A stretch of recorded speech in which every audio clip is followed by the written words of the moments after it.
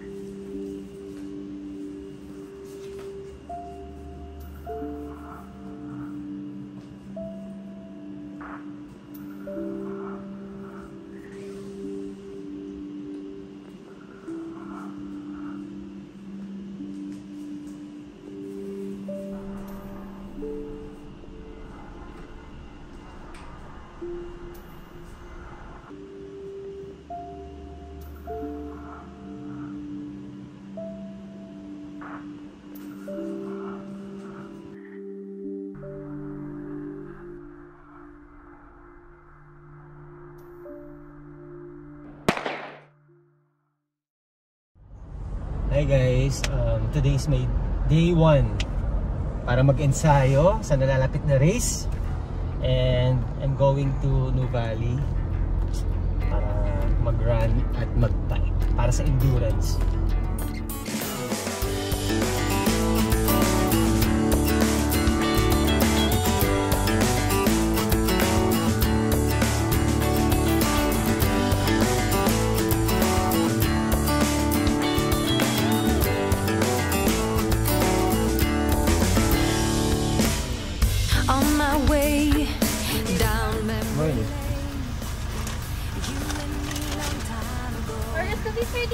Thank you and good morning. Cheers. King and queen, we had set our minds to leave, face the world on wheels, cross the borders of Morocco, take a journey to Dubai, fight the pirates stuck in Disneyland Paris. Guys, dito ako usually nagpa-park para malapit sa pagbabaykan ko at sa pagtatakbuhan ko. Excited ako, kaya lang parang uulan. So, umulan, bumagyo, tuloy pa din tayo kasi malapit na yung race. First time ko doon, kailangan kong hindi mapahiya, pero experience lang, di ba? And ayan, see you mamaya. Looking back about 20 years or so, when I close my eyes I see how we all were tripping with beliefs. Ooh, and our hearts were young and free. We had set our minds to leave, face the world on wheels, cranking stars and holy sun, and then we cross America, take a swim in salty water to this 10K, 49 minutes, 53 seconds. Mabagal siya ng 10 minutes before, kesa sa dati kong 10K. So, 49 minutes, not bad. So guys, update ko lang kayo. Sa kasamaan palad, umuwi ako kasi nakapag-run naman ako ng 10 kilometers. Dapat magbabike ako ng mga 30 kilometers for training. Pero umulan. And medyo ayokong baka magkasakit ako. So, baka tomorrow na lang. So, update ko kayo.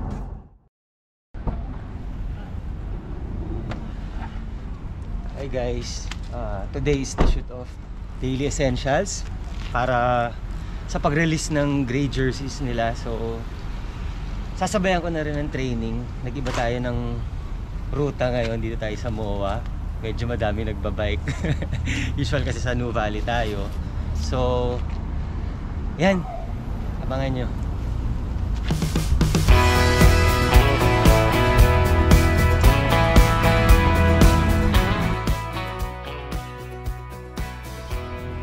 Hindi ko alam kung anong unahin ko, takbo or bike. Kasi hindi ako familiar dito sa MOA. This is my first time iikot dito. So, tingnan natin. Nandiyan na pala yung mga daily team. So, exciting.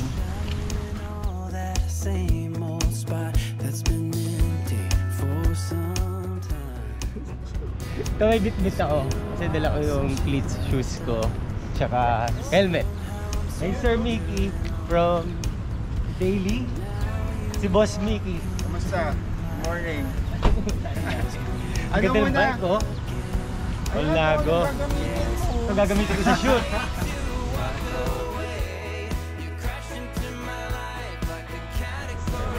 Eto, okay naman, kumusta? Long time no see. Ay, Sir Carlos, si Sir JR, ng photographer natin, mga pictures natin.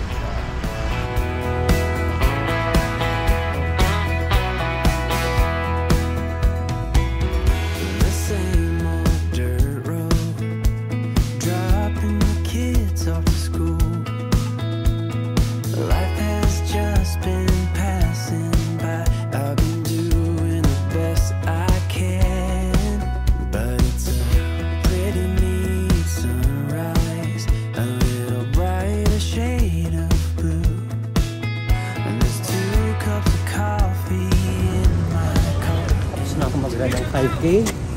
So ang oras natin is 24 minutes. Not bad. Pinupush ko naman yung sarili ko, tinan yung pawis ko. Diba? So ang next natin is bike. Yan, dyan tayo dapat lumakas.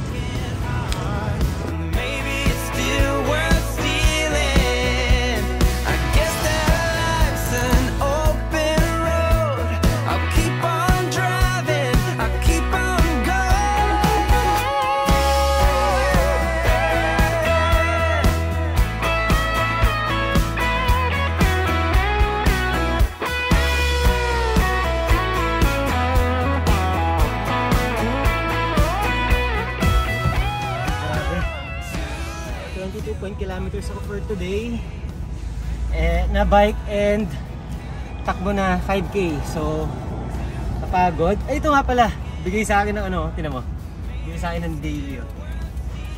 Olnago, napakabait nila. Boss Mark, Boss Beng, Sir Mickey, thank you sa inyong binigay sa akin early Christmas gift. And ang gray jersey nila, oh, ganda, diba? Color gray. So, i-release na nila to soon. Kaya, abangan nyo yan. So, grabe hindi ko makahinga. Experience ko ngayon is, first time ko dito sa MOA. Sarap. Actually, late na ako nag-bike. Ewan ko kung advantage yun or disadvantage. Like, katulad ko sa baguhan.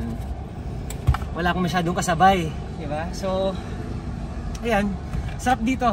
This is my first time. And, grabe. Ay, sarap ng morning pag nakapagpapawis, di ba? So, itong gray na jersey na to, pamimigay ko na to. Oh, ayan, dahil pawis na to, ayoko na maglaba. Hi guys, good morning. Nandito tayo ulit ngayon sa New Valley. Dito ako madalas mag-train. Ang ganda ng araw. Last day of training. Bukas na yung race. Duathlon sa Batangas. And ayan, medyo late ako nakarating ngayon 8 AM because nag-ayos ako ng gamit para bukas sa race. So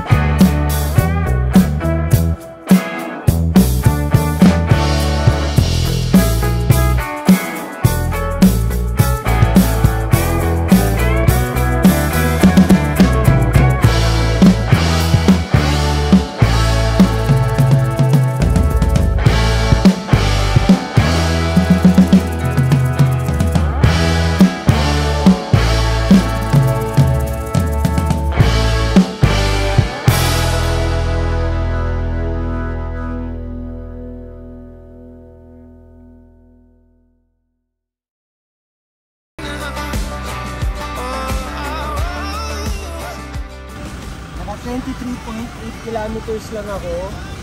So relax ride lang. Kung tawagin nila parang chill ride. Kasi kahapon tumakbo sa MOA ng 5 kilometers. Nirat-rat ko siya.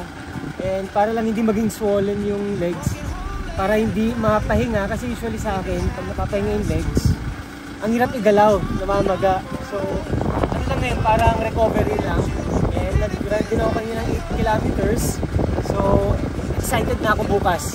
Tingnan natin kung anong oras ko makuha yung 7-point-something kilometers run and 30 kilometers na bike, tapos 3-point-something na run ulit. Tingnan natin kung anong oras yan. Kalaban natin pag ganitong oras, actually late na to, 11:30 AM, tanghali na. So yung init yung kalaban mo. So yun, kasama yun sa endurance. Yung hangin. Ito maganda yung ano, to be honest, ang ganda ng carbon, but nararamdaman ko na hinahangin pala siya pag malakas yung hangin. So ayun, carbon lobby. And ayun guys, sobrang masaya kasi hindi ako tinamad. Tinatamad ako kasi feeling ko late ako. Feeling ko 8:30 na ako nagsimula. But still, nakahabol tayo sa training and good day.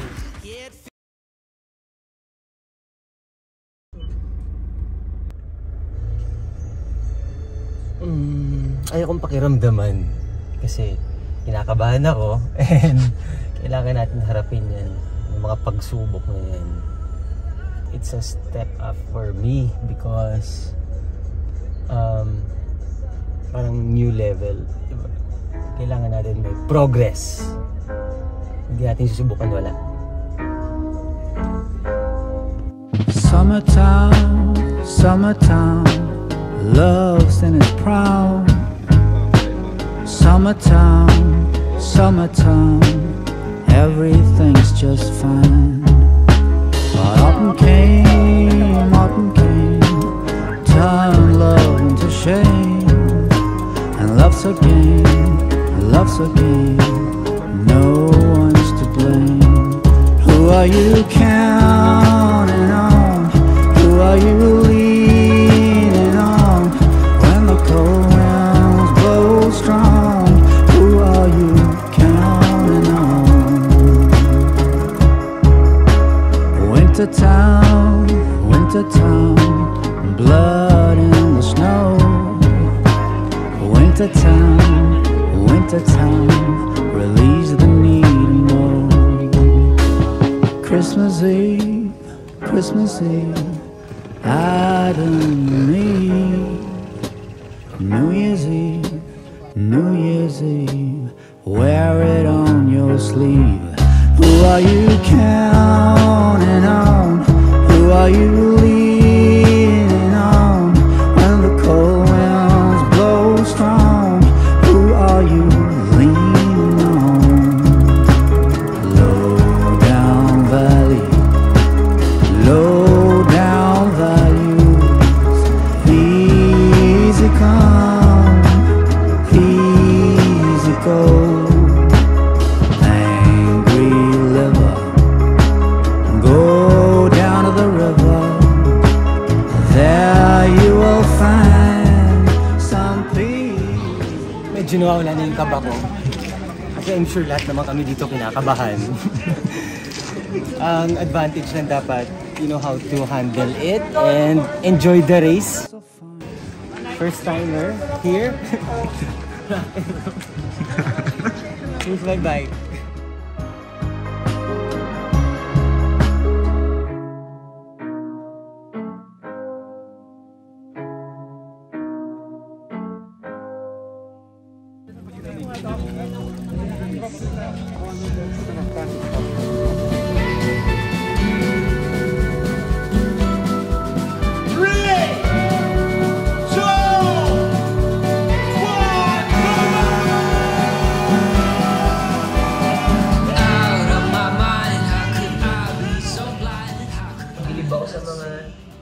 Disiplinadong mga bikers.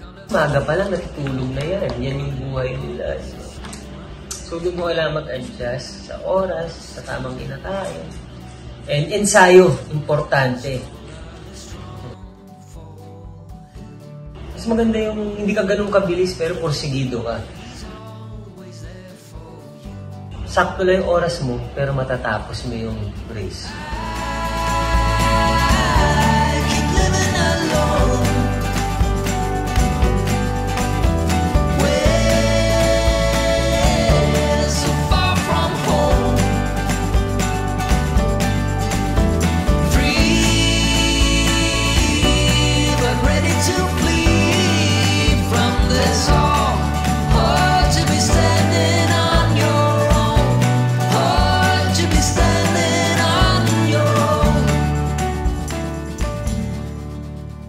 First time kong tumakbo ng 45 km/h.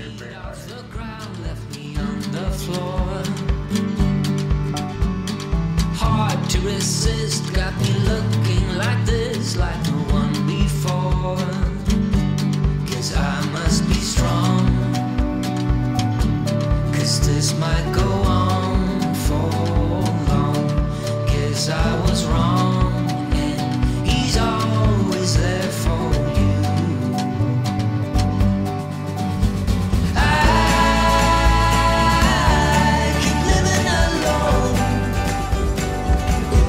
You finally made it!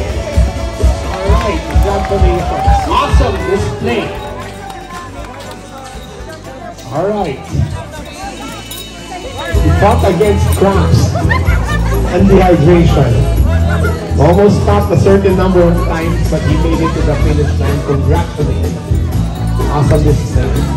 From our partners, the Daily Essentials.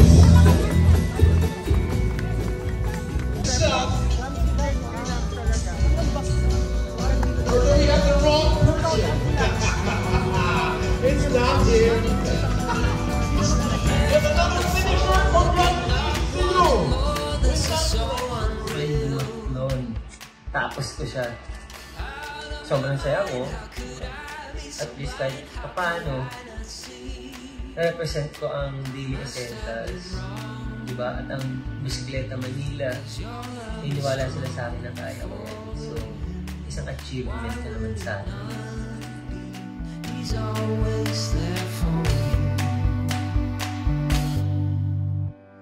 I keep living alone, way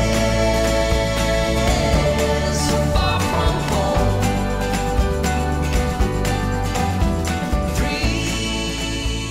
Subukan mo lang kasi ang akin ayoko mag-advise, baguhan pa lang din ako. So, i-experience nyo. Mas maganda yung kayo makakakuha kung ano yung kailangan nyo i-improve sa sarili nyo pagdating sa pagbabike, So, mag-join ng duathlon, di ba? So, mas maganda ikaw makakapagsabi sa sarili mo na maganig ka ng mga advice, pero mas kilala mo yung sarili mo kaysa sa mga sinasabi ng ibang tao. From this all